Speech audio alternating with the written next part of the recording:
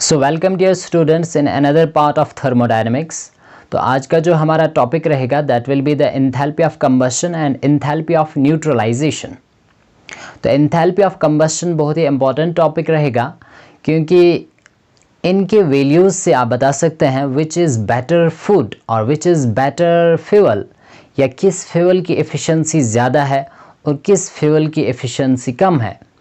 आपको पता चल जाएगा that which food will give you more energy, है ना, कैलोरीफिक वैल्यू क्या है, तो ये पूरा आपको इसमें पता चल जाएगा। So let's start.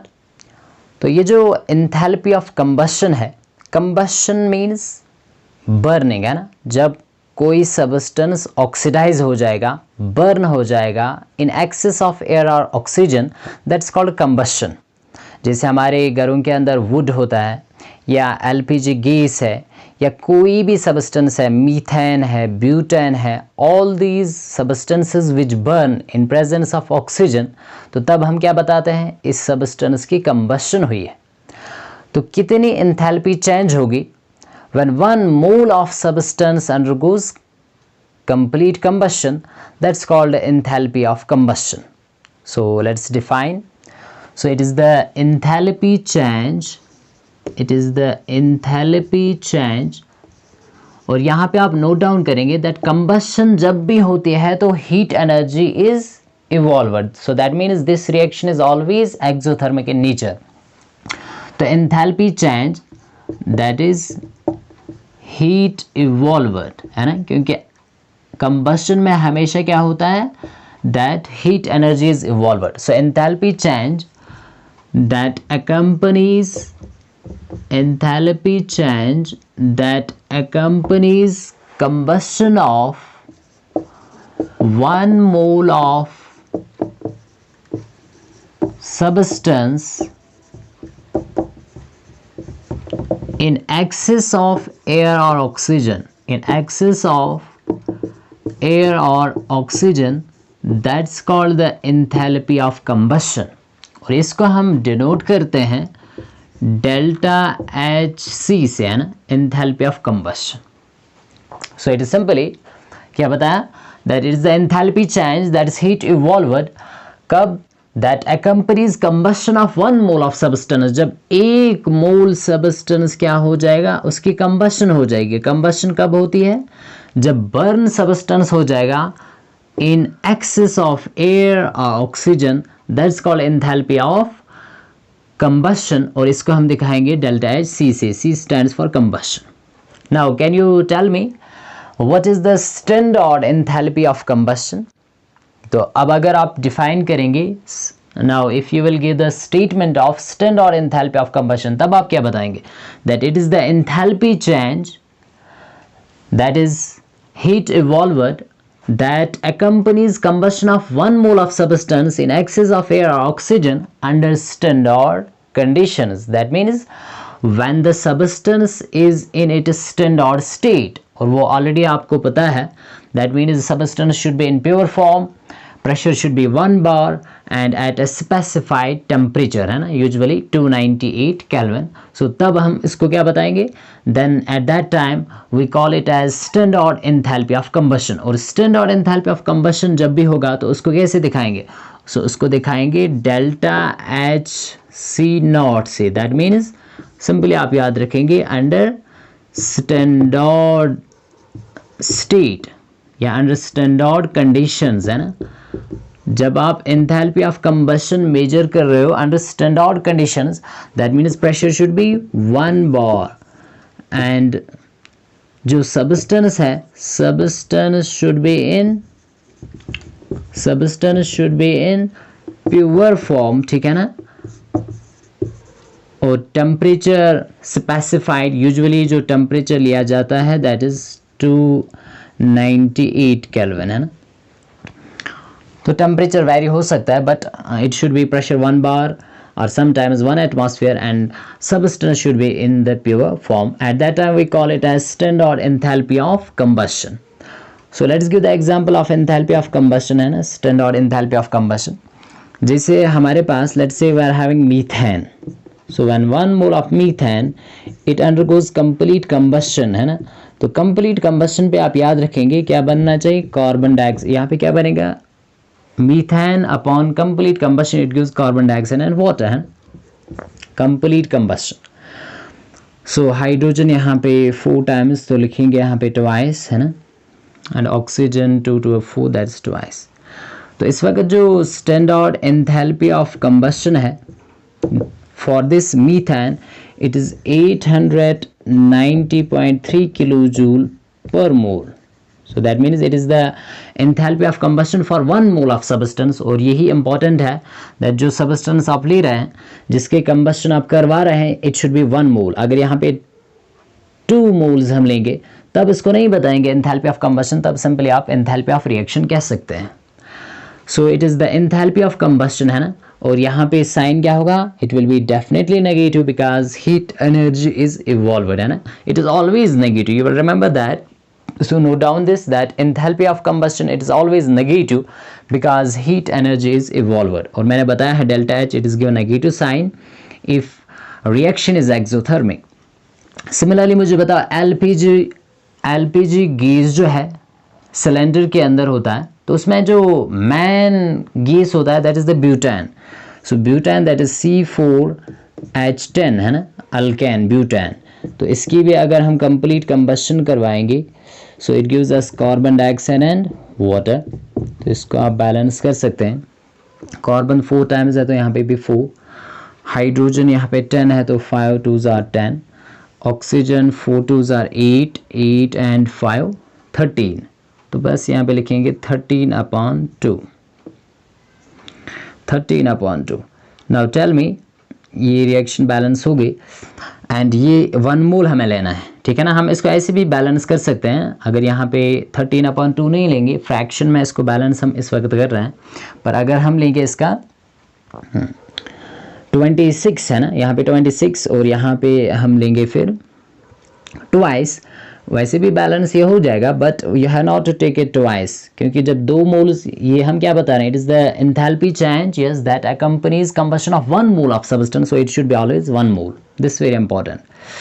तो यहाँ पे भी क्या हो रहा है that the enthalpy of combustion for this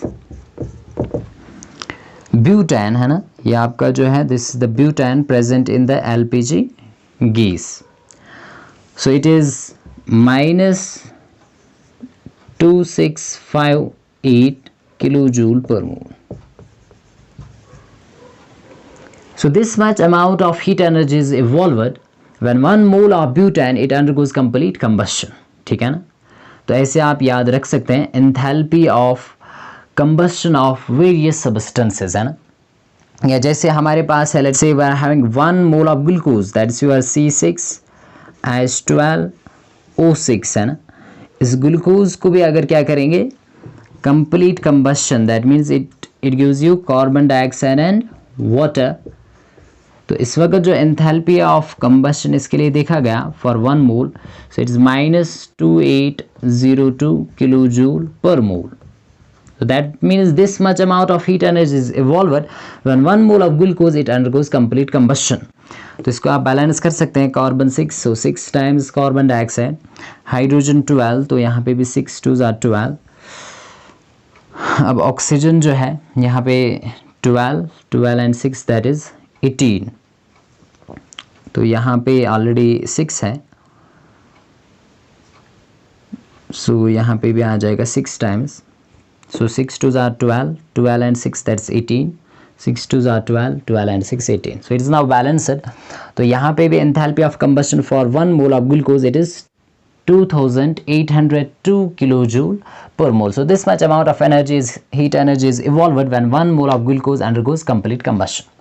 पर important point आपको ये note down करना है that ये जो enthalpy of combustion है यहाँ पे कंप्लीट कंबशन होनी चाहिए, तभी हमने लिखा है that when it undergoes combustion in excess of air और ऑक्सीजन, दैट मीन्स ये जो ऑक्सीजन है या ये जो ऑक्सीजन है या कहाँ से आएगा, एयर से ही आएगा definitely. It should be in excess. अगर ये लिमिटेड सप्लाई में होगा, दैट मीन्स अगर कंबशन कंप्लीट नहीं है, if it is incomplete combustion, at that time we do not call it as enthalpy of combustion. तब हम इसको एंथैल्पी ऑफ कंबशन नहीं बताएंगे अगर क्या हो रहा है, इनकम्प्लीट कंबशन।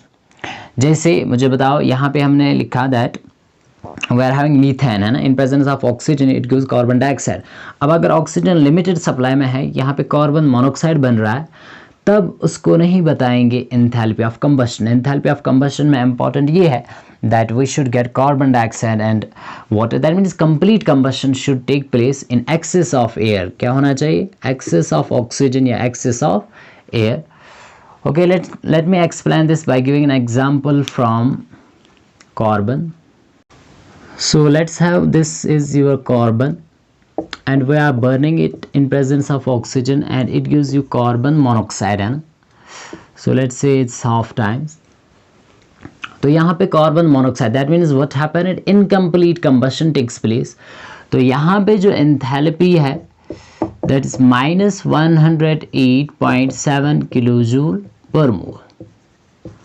बट इसको नहीं बताएंगे एंथैल्पी ऑफ कंबशन, इसको सिंपली हम कह सकते हैं this is the enthalpy of reaction for this reaction, enthalpy of reaction. Enthalpy of combustion तभी बताएंगे जब आपके पास, है ना, यहाँ पे ये गैस है, दिस आल्सो द गैस। तो ये भी आप स्पेसिफाई किया करेंगे कि जो आपके रिएक्टेंट्स और प्रोडक्ट्स है इनका स्टेट क्या है।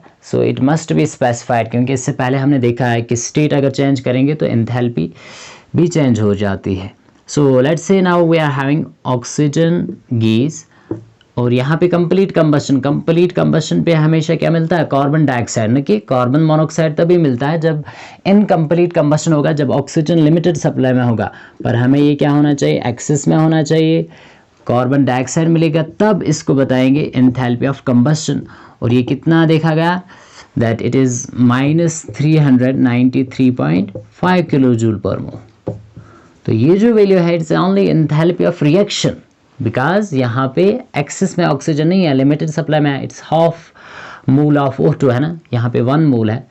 तो दैट्स वाई इसको बताएंगे enthalpy of combustion, but this is not the enthalpy of combustion, it's simply the enthalpy of reaction. So hope that you have understood this. Now यहाँ पे आप याद रखेंगे, जैसे ये जो सबस्टेंसेस है ना, बर्न हो रहे हैं, जैसे ब्यूटेन अभी बताया, ये क्या एक्चुअली फ्यूल है। So combustion of fuel and food, मुझे बताओ, अभी मैंने बताया ग्लूकोज, है ना, ग्लूकोज जो है क्या है, वो एक्चुअली वी टेक फूड, है ना, हमारी बॉडी के अंदर क्या होता है, डाइजेशन के दौरान ऑक्सीडेशन वहाँ पे भी होती है, एक्चुअली फूड वहाँ पे भी, फूड की क्या होती है, कंबशन होती है। एक्चुअली ये जो फूड हम ले रहे हैं इसमें it is a complex biological chemical reactions take place, biochemical reactions जिनको हम कहते हैं। तो फाइनली जो वहाँ पे भी क्या होती है, कंबशन ही होती है और हमें एनर्जी मिलती है फूड से। जैसे वी टेक कार्बोहाइड्रेट्स, है ना, in the form of glucose, sucrose, है ना, etcetera, fructose. So all these substances they provide energy, है ना, and that energy gets stored in the form of ATP molecules, that is adenosine triphosphate. तो वहाँ पे भी क्या होती है, कंबशन होती है और वहाँ पे कितनी एनर्जी मिलेगी हमें। So that is also the enthalpy of combustion. जैसे अभी बताया दैट 1 मोल ऑफ ग्लूकोज अगर हमारे पास है तो हमें कितनी एनर्जी मिलती है, इट्स 2802 किलोजूल पर मोल। नाउ फूड के लिए हम यूज करते हैं यहाँ पे term that is the calorific value, that means different fuels and different foods they have different calorific value. Now what is this calorific value, तो आप याद रखेंगे that calorific value means it is the amount of heat evolved, क्योंकि यहाँ पे भी क्या हो रहा है, फूड जो आपका है उसकी कंबशन हो रही है, तो कंबशन के दौरान always energy is release, so that's why you will remember that enthalpy of combustion is always negative. So amount of heat evolved when 1 gram of substance, इसमें फिर दोनों आ जाएंगे, food as well as fuel. तो यहाँ पे आप लिख सकते हैं 1 gram of fuel or food undergoes complete combustion, तब उसको हम क्या बताएंगे, तब उसको हम बताएंगे कैलोरीफिक वैल्यू। कंप्लीट कंबस्शन या कंप्लीटली बर्न हो जाएगा या कंप्लीटली ऑक्सीडाइज हो जाएगा ना। Actually this addition or gain of oxygen, what is this is the oxidation. So carbon undergoes oxidation है ना to form carbon dioxide. So amount of heat evolved, कितनी heat energy evolve होगी जब 1 ग्राम substance या 1 ग्राम fuel या 1 ग्राम food क्या हो जाएगा, completely burn हो जाएगा। That's called the calorific value. So यहाँ पे note down आप करेंगे that it is not 1 mole, it is 1 gram. calorific value का जो हाँ ये जो मेजर किया जाता है calorific value, it is in terms of, it is इसका यूनिट जो रहेगा that will be kilo joule per gram. यहाँ पे जो यूनिट था that was kilo joule per मोल है ना, बट calorific value जो है it is kilo joule per gram. This very important. So unit जो यहाँ पे रहेगा it will be kilo joule per gram या और किलो कैलोरीज है ना, तभी इसको हम कहते हैं। यूजुअली ये कैलोरीज में हम एनर्जी यहाँ पे मेजर करते हैं, हीट एनर्जी इवॉल्व्ड, तभी इसको हम कहते थे calorific value. So amount of heat evolved when 1 gram of substance undergoes complete combustion, that's called the calorific value. जैसे अगर हम 1 ग्राम हाइड्रोजन गैस है ना, if I R having 1 gram hydrogen gas और इसको आप क्या कर रहे हैं, कंप्लीटली क्या कर रहे हैं, बर्न कर रहे हैं in presence of excess of oxygen, तो वहाँ पे कितनी हीट एनर्जी हमें मिल रही है। When 1 gram of hydrogen gas is completely burn we get 150 kilo joule energy. So it's 150 kilo joule per gram. So this is it is calorific value. So different foods have different calorific value, similarly different fuels have different calorific value. जैसे यहाँ पे इस table के अंदर आप देख सकते हैं the calorific value of different foods and fuels. तो यहाँ पे आप देख सकते हैं दैट फैट्स जो है इनका कैलोरीफिक वैल्यू ज़्यादा है as compare to carbohydrates, proteins है ना एट्सेट्रा। सिमिलरली जो फ्यूल्स हैं पेट्रोल डीजल की अगर हम बात करेंगे, डीजल का कैलोरीफिक वैल्यू कम होता है, पेट्रोल का ज़्यादा है। सिमिलरली पेट्रोल से भी ज़्यादा हाइड्रोजन गैस का है। दैट्स वाई हाइड्रोजन गैस का सबसे ज़्यादा कैलोरीफिक वैल्यू जो है, it is because of this reason that it is used as a rocket fuel. Hydrogen gas जो है it is used as a rocket fuel. Why? Because of highest calorific value and being less polluting है ना, ये pollution बहुत ही कम काज करता है। So that's why it's used as a rocket fuel because of its very high calorific value. तो जिस fuel या food का calorific value ज़्यादा होगा that's your better food, that's your more efficient food और फ्यूल है ना, जो फ्यूल आपको बहुत ज़्यादा एनर्जी देगा, दैट मीन्स जिसका कैलोरीफिक वैल्यू ज़्यादा होगा दैट्स योर बेटर फ्यूल। सो इस टेबल के अंदर आप देख सकते हैं calorific value of different foods. तो इस टेबल के अंदर आप देख सकते हैं जो ये घी है इसका कैलोरीफिक वैल्यू सबसे ज़्यादा है। Similarly among fuels hydrogen gas has very high calorific value. And for the normal functioning of a human body हमें चाहिए daily nearly 3000 kilo calories energy, ठीक है ना, for proper functioning of a body. Normal human body की अगर हम बात करेंगे तो ऑन एन एवरेज डेली हमें चाहिए 3000 kilo calories of energy. Now let's have a look on a problem in which we will calculate the amount of heat energy evolved है ना during a combustion of fuel like glucose. So अगर यहाँ पे आपको दिया गया है that combustion of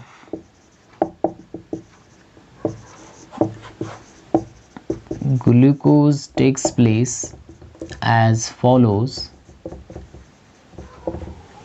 जैसे let's see we are having C6H12O6 and we are burning it in presence of oxygen, excess of oxygen we get carbon dioxide and water. और यहाँ पे आपको दिया गया है enthalpy of combustion delta HC, it is -2802 kilo joule per mole. तो यहाँ पे इसको आप बैलेंस कर सकते हैं ना, यहाँ पे 6 times 6 times and 6 times। Now you have to calculate heat evolved when 1.8 gram of glucose undergoes combustion, ठीक है ना। So this the enthalpy of combustion आपको दिया गया है, पर इट इज़ फॉर 1 मोल, है ना, ऑलरेडी हमने पढ़ा है, इट इज़ फॉर 1 मोल। और यहाँ पे आपको बताया जा रहा है दैट ओनली 1.8 ग्राम ग्लूकोज जब आप कंप्लीटली बर्न करेंगे तो वहाँ पे कितनी हीट इवॉल्व हो जाएगी। तो कहाँ से सॉल्व हो जाएगा? So we know that 1 mole means that is how much, what is the molar mass of glucose? You know that molar mass अगर यहाँ पे आप इसका निकालोगे, so it will come out to be 180 gram per mole. So this is the molar mass. तो that means 1 मोल के बदले आप लिख सकते हैं 180 ग्राम पर मोल, है ना, ये इसका मोलर मास है। सो 180 ग्राम ऑफ या 1 mole of glucose, it gives you how much energy? 2802 kilojoule per mole, this much amount of energy, right? तो therefore हम लिख सकते हैं 1.8 ग्राम कितना देगा? सो 1.8 gram of glucose, so it gives how much energy? तो ऐसे लिखेंगे -2802, है ना, किलो जूल पर मोल। इसको डिवाइड करेंगे बाय 180 ग्राम पर मोल और मल्टीप्लाई किससे करेंगे? 1.8 ग्राम। तो जब ये आप सॉल्व करेंगे, है ना, इसको आप कैसे लिख सकते हैं? -2802, 1.8 के बदले हम लिख सकते हैं 180 इंटू 10⁻² अपॉन 180। सो 180 क्या हो जाएगा? कैंसिल। सो आई होप कि यहाँ पे आपको समझ में आया होगा दैट 1.8 के बदले हम लिख सकते हैं 180 इंटू 10⁻²। तो दैट मीन्स ये अब क्या बचा यहाँ पे? It's -2802 into 10⁻²। 10⁻² मीन्स अगर डिवाइड में लाएंगे तो 10⁻+2 दैट मीन्स 100। तो ये आ जाएगा -28.02 kilo joule.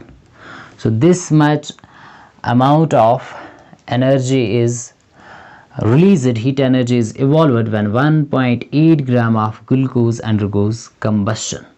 So I hope कि ये आपने यहाँ पे समझा होगा। Now let's see what is enthalpy of neutralization. So enthalpy of neutralization. Enthalpy of neutralization.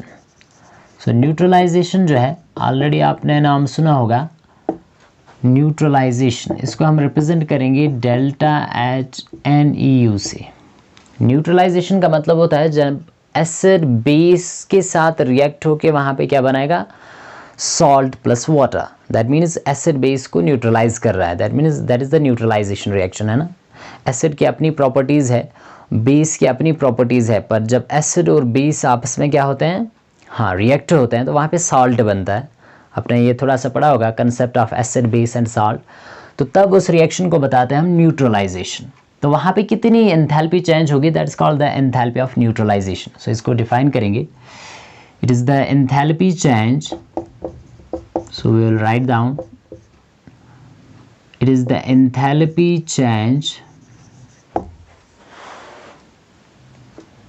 enthalpy change which takes place when 1 gram equivalent, ये टर्म यहाँ पे आप नोट डाउन करेंगे। so it is the enthalpy change which takes place when 1 gram equivalent of acid and base present in dilute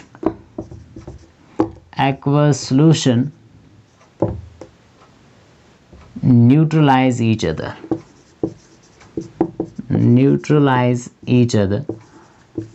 तो तब हम उसको बताएंगे it is the enthalpy of neutralisation. So क्या बताएं? It is the enthalpy change which takes place when 1 gram equivalent of acid and base present in dilute aqueous solution neutralize each other. जैसे यहाँ पे आप देख सकते हैं we are having let's say strong base NaOH, aqueous medium में है ये, aqueous solution इसका हम ले रहे हैं, that means solution in which the solvent is water, है ना। aqueous solution हम तभी बताते हैं जब solvent water होगा।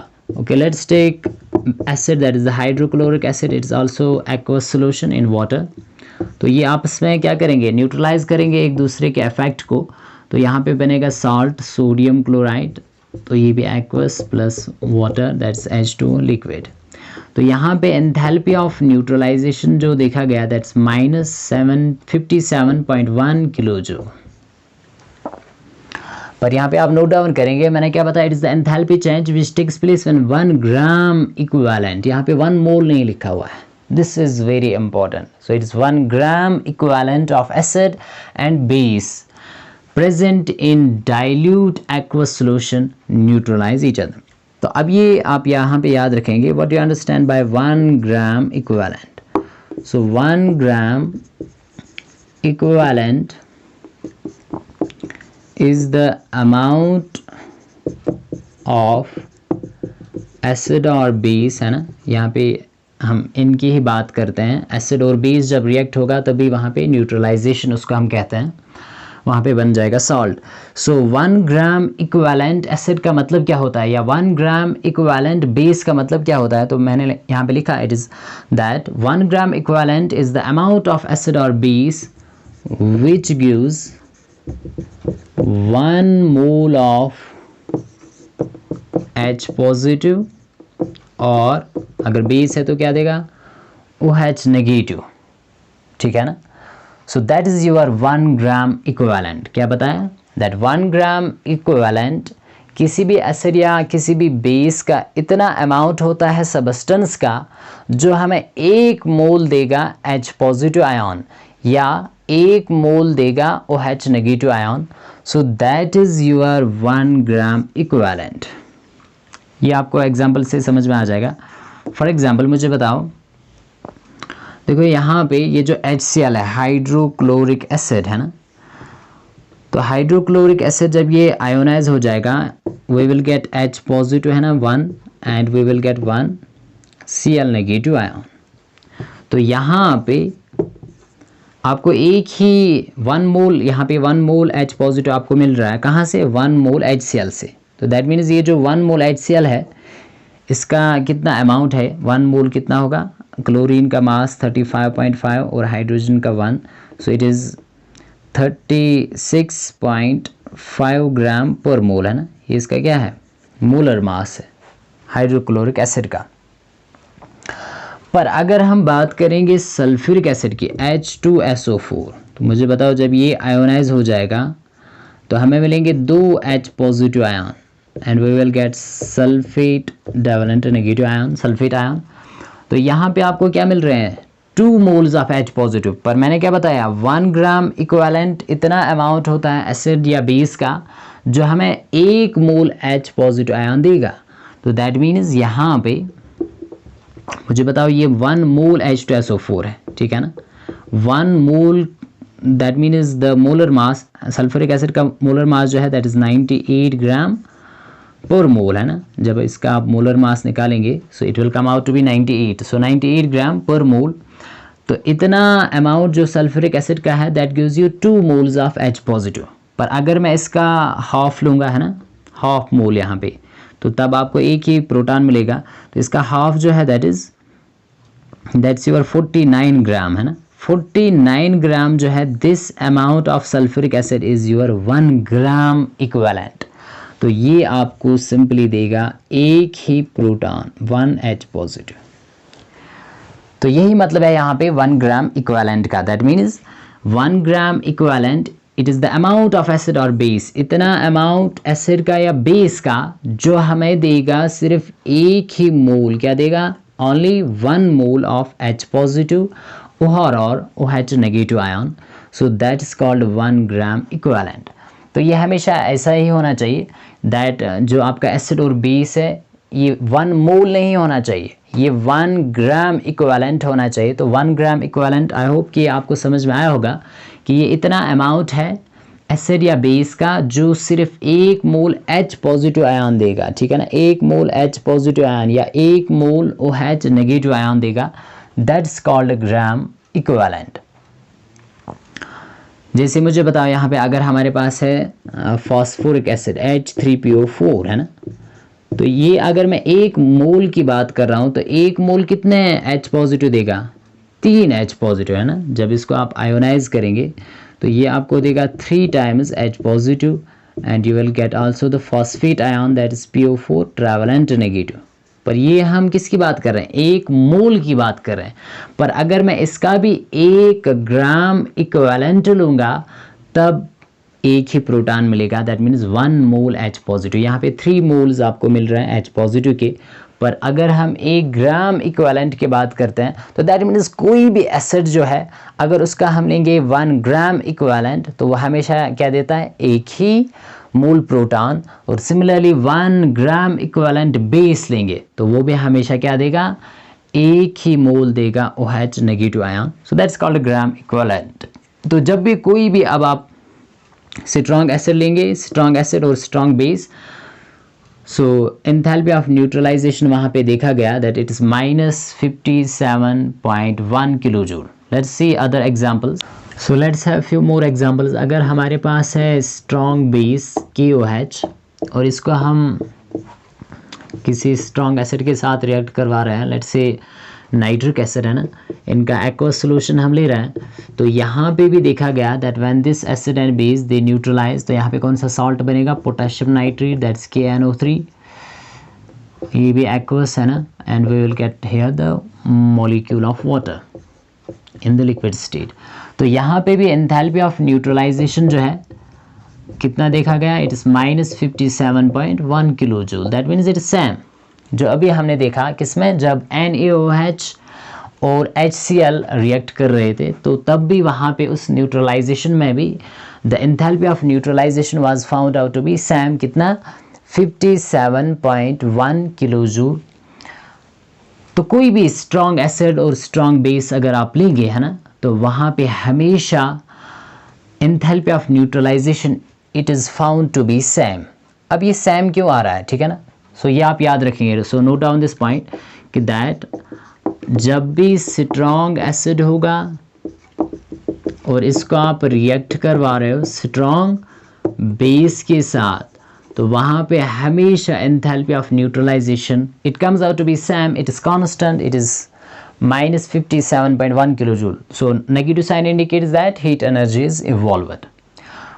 पर हाँ, पहले यही बताएंगे ये कांस्टेंट क्यों आ रहा है, चाहे आप कोई भी स्ट्रॉन्ग एसिड लो या कोई भी स्ट्रॉन्ग बेस। एक्चुअली ये जो आपका स्ट्रॉन्ग बेस है ये क्या देगा, 1 ग्राम इक्विवेलेंट क्या देगा, एक ही मोल OH नेगेटिव आयन देगा। और सिमिलरली 1 ग्राम इक्विवेलेंट एसिड क्या देगा, एक ही मोल H पॉजिटिव देगा। तो जब ये आपस में न्यूट्रलाइज हो जाएंगे तो वहाँ पे हमेशा क्या बनता है, 1 मोल वाटर। तो that's why it remains always constant, चाहे बाद में आप स्ट्रॉन्ग KOH लो या चाहे आप लो NaOH, तो ये भी वही तो दे रहा है, 1 मोल OH नेगेटिव। सिमिलरली कोई भी है ना स्ट्रॉन्ग बेस आप ले रहे हो, यहाँ से कोई भी स्ट्रॉन्ग एसिड चाहे आप HNO3 लो या HCl, तो ये भी क्या देगा, 1 mole, because we are here taking not 1 mole, we are here taking 1 gram equivalent. तो 1 ग्राम इक्विवेलेंट हमेशा एक ही मोल H पॉजिटिव या OH नेगेटिव आयन देता है इन द एक्वस सोल्यूशन। जब ये कंप्लीट इसका आयोनाइजेशन होता है ना, जब KOH कंप्लीटली आयोनाइज होगा तो आपको क्या मिलेगा, 1 मोल OH नेगेटिव। सिमिलरली जब 1 gram equivalent HCl completely ionize होगा तो वहाँ पे भी आपको मिलेगा 1 mole H positive. So that's why चाहे ये स्ट्रॉन्ग एसिड बेस आप ले लो या दिस वन और दिस वन एसिड स्ट्रॉन्ग और this one, you will always get constant value of enthalpy of neutralization, because यहाँ पे हमेशा आपको सिर्फ 1 मोल OH नेगेटिव मिल रहा है एंड 1 मोल H पॉजिटिव, तो यहाँ पे हमेशा 1 मोल वाटर बनता है। सो that's why it remains constant. But अगर हमारे पास दोनों में से एक वीक होगा, चाहे बेस या चाहे एसिड, तब ये कांस्टेंट नहीं रहता है। So it will not remain constant. So note down that if either acid, so note down that if either acid OR or base is weak, then enthalpy of neutralization is not constant। तब ये constant नहीं होता है, इसका value change होता है। तो 57.1 था किलो जूल, तो इससे कम होगा। इससे क्या होगा value come. Let's give an example, just ammonium hydroxide, ये कौन सा बेस है, it is a weak base. इसको आप स्ट्रॉन्ग एसिड के साथ रिएक्ट करवा रहे हैं, लेट्स टेक HCl, तो इनका आप ले रहे हो एक्वस सॉल्यूशन है ना, तो यहाँ पे आपको कौन सा सॉल्ट मिलेगा, ammonium chloride, that is NH4Cl, and we will also here get a molecule of water. पर यहाँ पे एंथैल्पी ऑफ न्यूट्रलाइजेशन जो देखा गया, it is only -51.5 kilo joule. तो समझ में क्या आया, -57.1 से कम है। So it is because here जो बेस है इट इज़ वीक, है ना, बेस क्या है, वीक। वीक बेस हम उसी को कहते हैं जो कंप्लीटली आयोनाइज नहीं होगा into it is ions, that means ये 100% डिसोसिएट आयोनाइज नहीं होता है, तो that's your weak base. Similarly अगर आपके पास वीक एसिड है, let's say we are having now base strong, पर आपके पास एसिड वीक है, लेट्स टेक एसिटिक एसिड, है ना, ऑर्गेनिक एसिड सभी वीक होते हैं, तो एसिटिक एसिड ऑर्गेनिक एसिड है, इट्स वीक एसिड। तो यहाँ पे भी जब आप देखेंगे इसकी न्यूट्रलाइजेशन रिएक्शन, तो क्या मिलने वाला आपको, कौन सा salt, sodium acetate, and we will get here molecule of water. तो यहाँ पे भी एंथैल्पी ऑफ न्यूट्रलाइजेशन का जो वैल्यू है दैट इज लेस देन -57.1 से कम होगा, तो कितना देखा गया यहाँ पे, इट इज़ 55.2 किलो जूल।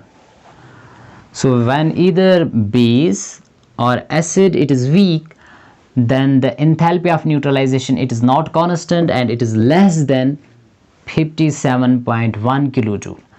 अब ये कम क्यों है, क्योंकि मैंने बताया ये जो वीक एसिड है इसके लिए आपको यहाँ से ही एनर्जी देनी पड़ेगी ताकि ये कंप्लीटली आयोनाइज होगा। समझ में ये आ रहा है, एक्चुअली आप इसको ऐसे समझेंगे, जो आपके पास वीक एसिड होता है या वीक बेस होता है that do not undergo complete ionization, वो 100% आयोनाइज नहीं होता है या डिसोसिएट नहीं होता है into its ions. For example अगर आपके पास 100 मॉलिक्यूल्स है एसिटिक एसिड के या 100 मॉलिक्यूल्स है अमोनियम हाइड्रोक्साइड के, तो वो 100 के 100 मॉलिक्यूल्स कंप्लीटली आयोनाइज नहीं होंगे। लेट्स से 90 या 95 मॉलिक्यूल्स आयोनाइज हो रहे हैं, बाकी अनडिसोसिएटेड रहते हैं, अनआयोनाइज्ड रहते हैं। तो दैट्स वाई यहाँ पे इनका जो वैल्यू है enthalpy of neutralization it is less than 57.1 kilo joule. तो दैट मीन्स यहाँ पे आपको एनर्जी यहाँ से ही देनी पड़ती है ताकि इसको आप कंप्लीटली क्या करवाओगे, ionize. For example for this ammonium hydroxide के लिए जो आपको एक्स्ट्रा एनर्जी देनी पड़ती है ताकि ये कंप्लीटली आयोनाइज हो जाएगा, that is 5.6 kilo joule energy, extra energy. In order to completely ionize this ammonium hydroxide, you require 5.6 kilojoule energy. Similarly, acetic acid को अगर आप complete 100% ionize करना चाहते हो तो इसके लिए you require 1.9 kilojoule extra energy, है ना, in order to completely ionize this acetic acid. So that's why when either acid or base is weak, at that time the enthalpy of neutralization it is less than 57.1 kilojoule. तो ये था enthalpy of neutralization। तो मैं फिर से बता रहा हूँ, it is the enthalpy change that is usually heat energy evolved, है ना, usually when 1 gram equivalent, तो 1 gram equivalent आपने समझा, it is the amount of acid or base which gives 1 mole of H positive or OH negative ion in aqueous solution, ठीक है ना, when it undergoes complete ionization, तो तब उसको हम बताते हैं 1 ग्राम इक्विवेलेंट। तो जब स्ट्रॉन्ग एसिड स्ट्रॉन्ग बेस होगा तो इसका वैल्यू हमेशा कांस्टेंट रहता है। when either one of them is weak, at that time it is less than 57.1, so just like here it's -51.5 and 55.2 kilojoule for this one reaction। तो जैसे मैंने बताया अमोनियम हाइड्रोक्साइड वीक बेस है, तो इसके लिए आपको एक्स्ट्रा एनर्जी देनी पड़ेगी in order to completely ionize this, and that is extra energy कितनी आपको देनी पड़ती है, 5.6 kilo joule, and for acetic acid it is 1.9 kilo joule extra energy required to completely ionize this acetic acid, weak acid. So weak acid या weak bases completely ionize नहीं होते हैं, पर जब आप एक्स्ट्रा एनर्जी यहाँ से देंगे तब ये हो सकते हैं। So I hope that you have understood what is enthalpy of combustion and enthalpy of neutralization. तो आज के टॉपिक में हम इतना ही पढ़ेंगे. Thank you for watching.